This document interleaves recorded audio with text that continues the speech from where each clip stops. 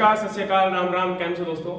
So guys, काफ़ी time के बाद और आज हम एक बहुत ही इंपॉर्टेंट टॉपिक जिसके ऊपर गवर्नमेंट और किसानों के बीच में डिस्कस हो रहा है, या कह सकते हैं फार्मर्स प्रोटेस्ट कर रहे हैं और गवर्नमेंट जो है उसके अगेंस्ट में है कि गवर्नमेंट बोलती है कि हम नहीं आपको एमएसपी प्रोवाइड करवाने वाले ना। फार्मर बोलते हैं कि हमें एमएसपी प्रोवाइड करवाया जाए और उसी के साथ जो रिसेंट आपके 3 बिल आए हैं, है ना, गवर्नमेंट जो 3 बिल लेके आई है उन तीनों बिल्स को क्या किया जाए, रद्द किया जाए। लेकिन कारण क्या है कि गवर्नमेंट तीनों बिल्स को रद्द क्यों नहीं कर रही है और यहाँ पर एमएसपी जो है वो गारंटी में क्यों नहीं दिया जा रहा है। एक्चुअल में मैंने तीनों बिल को पिछले एक वीडियो के अंदर डिस्कस किया था। हमारा जो एसेंशियल कमोडिटी एक्ट था उसके अंदर जो अमेंडमेंट हुआ है, मेनली एक बहुत ही इंपॉर्टेंट कह सकते हैं कि आपका ऑर्डिनेंस है या फिर लॉ है, क्योंकि इसके अंदर में क्या हुआ है कि रिसेंटली जो आपकी एग्रीकल्चर कमोडिटीज हैं उनको एसेंशियल कमोडिटी एक्ट में से बाहर कर दिया गया है ना। एक आपका फार्मर ट्रेड एंड कॉमर्स जो आपका ऑर्डिनेंस है वो भी आपका कहीं ना कहीं कह सकते हैं ऑल ओवर इंडिया के अंदर जो ट्रेड एंड मार्केटिंग के लिए जो APMC agriculture produce marketing committee है ना, उनको रिप्लेस हो सकता है आने वाले टाइम में करके और ओवरऑल इंडिया के अंदर आपका प्राइवेट मार्केटाइजेशन जो है वो कर दिया जाए।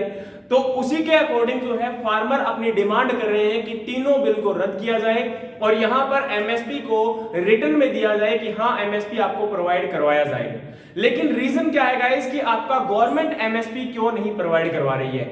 एक्चुअल में इसका कारण सबसे बड़ा रीजन है WTO, world trade organisation. World trade organisation क्या है गाइस, ये आपका अप्रोक्सीमेटली 164 कंट्रीज का एक ग्रुप है जिसके अंदर में ये आपका एक इंटरनेशनल ग्रुप है। और इसकी अगर हम बात करते हैं तो इसके अंडर में जितनी भी कंट्रीज हैं, इसके अंडर में जितनी भी कंट्रीज हैं उनको एक रूल एंड रेगुलेशन मानना होता है और उसी के अकॉर्डिंग डब्ल्यूटीओ ने आपके 3 बॉक्सेस दिए हुए हैं। डब्ल्यूटीओ ने क्या दिया है, 3 बॉक्सेस दिए हुए हैं, आपका ग्रीन बॉक्स, ब्लू बॉक्स और यहां पर आपका अंबर बॉक्स, है ना। ये तीनों बॉक्स क्या है, तीनों बॉक्स को समझना बहुत इंपॉर्टेंट है, क्योंकि इन तीनों बॉक्स को अगर हम समझेंगे तभी हमें पता चलेगा कि गवर्नमेंट एक्चुअल में एमएसपी क्यों नहीं देना चाह रही या आपका एमएसपी दे रही है तो इसका रीजन क्या है कि ये तीनों बॉक्सेस यहां पर क्या प्रॉब्लम क्रिएट कर रहे हैं। तो इन तीनों बॉक्सेस का प्रॉब्लम नहीं है, प्रॉब्लम यहां पर केवल एक ही बॉक्स का है। समझते हैं इसमें क्या कहानी है। एक्चुअल में क्या होता है गाइस कि आपको जो भी यहां पर सब्सिडीज दी जाती है, जैसे कि मान के चलिए आप कुछ भी परचेज करते हो, यूरिया परचेज करते हो, तो गवर्नमेंट आपको क्या देती है, आपको डायरेक्ट बेनिफिट ट्रांसफर देती है ना, आपके अकाउंट में पैसे आ जाते हैं। जैसे आप यूरिया परचेज करते हो तो उसके बाद आपका डीबीटी यानी कि डायरेक्ट बेनिफिट ट्रांसफर के थ्रू आपके अकाउंट में क्या आ जाता है, पैसा आ जाता है। लेकिन यहां पर आप समझिए किसको, सबसे पहले ग्रीन बॉक्स को।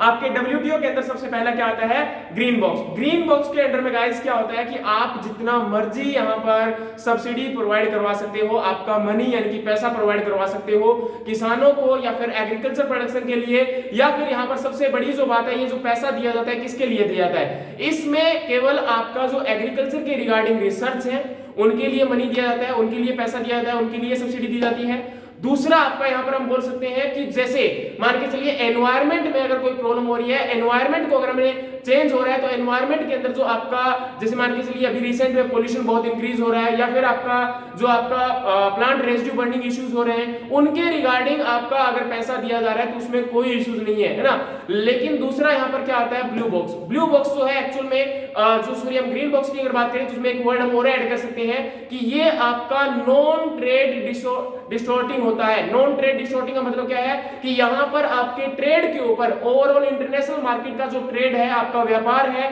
उस व्यापार पे कोई भी नुकसान नहीं होता। लेकिन जो आपका यहां पर ग्रीन बॉक्स है वो यही है कि इसके अंडर में जितनी भी सब्सिडी दी जाएगी उससे आपके वर्ल्ड लेवल के व्यापार पे कोई भी इफेक्ट नहीं पड़ेगा।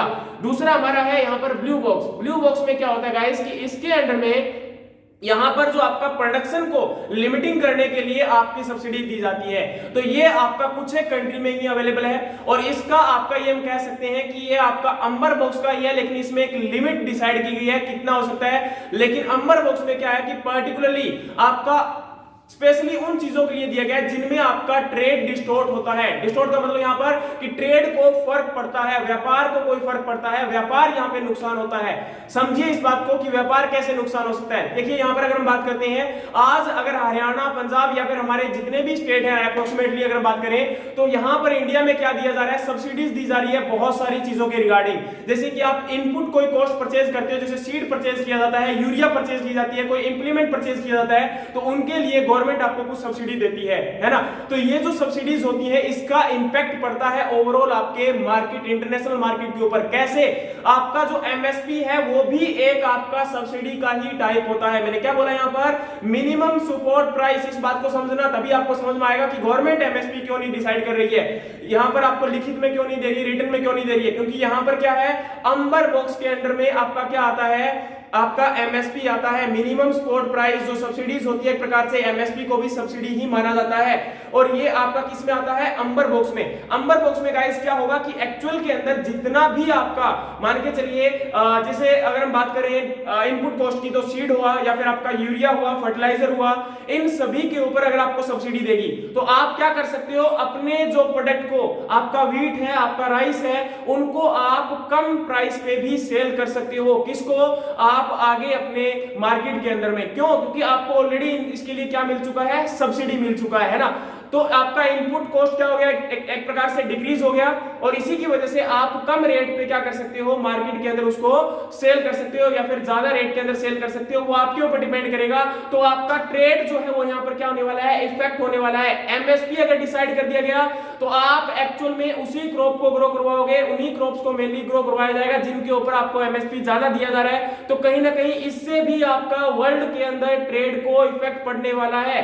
तो इसी वजह से गवर्नमेंट अब यहां पर क्या होता है, अंबर बॉक्स में जो डेवलपिंग कंट्री होती है और डेवलप्ड कंट्री होती है, उनके लिए वर्ल्ड ट्रेड ऑर्गेनाइजेशन ने एक लिमिट डिसाइड की है कि जो आपकी डेवलप्ड कंट्री है वो आपकी केवल मात्र आपकी 5% सब्सिडी दे सकती है, और आपका मैक्सिमम है ये 5%। और डेवलपिंग कंट्री जैसे कि इंडिया जो है केवल, या इंडिया जैसी कंट्री जो डेवलपिंग कंट्री है, वो केवल और केवल 10% सब्सिडी प्रोवाइड करवा सकती है अंडर द अंबर बॉक्स। यानी कि अंबर बॉक्स के अंडर में जितने भी आपके जो प्रोडक्ट आते हैं जिनके अंदर सब्सिडी दी जाती है, उनमें केवल और केवल 10% सब्सिडी ही दी जा सकती है। ठीक है, तो इस बात को समझना यहाँ पर। इसीलिए यहाँ पर क्या है कि गवर्नमेंट ने बोला है, या वर्ल्ड ट्रेड ऑर्गेनाइजेशन ने बोला है कि केवल 10% सब्सिडी दे सकते हो, और इसी चीज को आपका डिक्रीज करने के लिए आपका गवर्नमेंट जो है वो एमएसपी डिसाइड नहीं कर रही है, क्योंकि कहीं ना कहीं वैश्विक दबाव है, आपका वर्ल्ड का दबाव है, आप संसार के अंदर जो जितने भी जो कंट्रीज यहाँ पर इन्वॉल्व है वर्ल्ड ट्रेड ऑर्गेनाइजेशन के अंदर, उनका प्रेशर है। लेकिन अब क्या समझते हो, यहाँ पर क्या अमेरिका, जापान या फिर आपके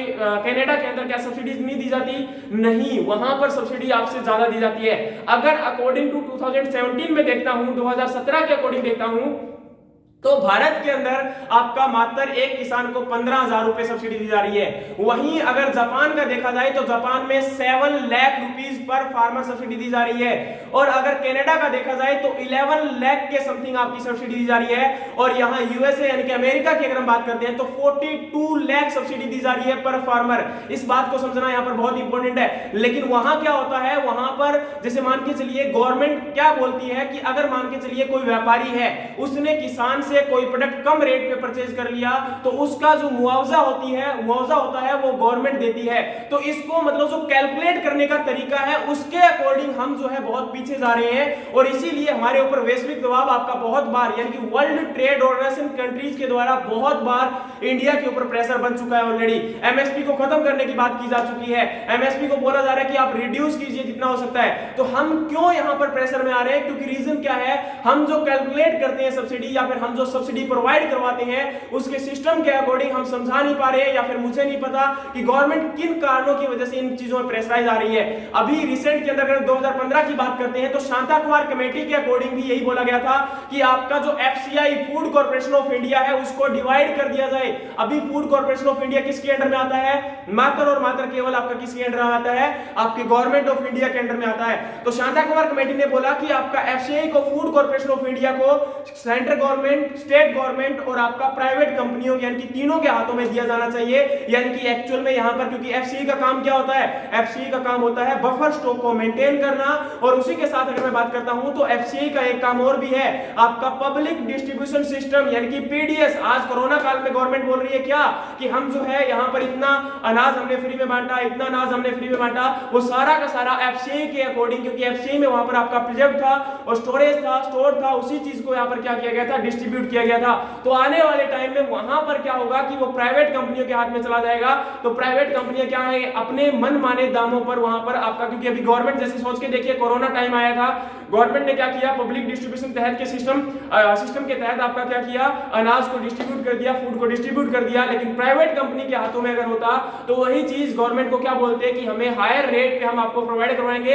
आप जो है फ्री में दे सकते हो। तो कहीं ना कहीं इसका हमें नुकसान झेलने को मिल सकता था, है ना। तो आप इस चीज को समझिए, यहाँ पर एक्चुअल में क्या है कि गवर्नमेंट जो है वो एक्चुअल में वर्ल्ड ट्रेड ऑर्गेनाइजेशन के अंडर में प्रेशराइज्ड है।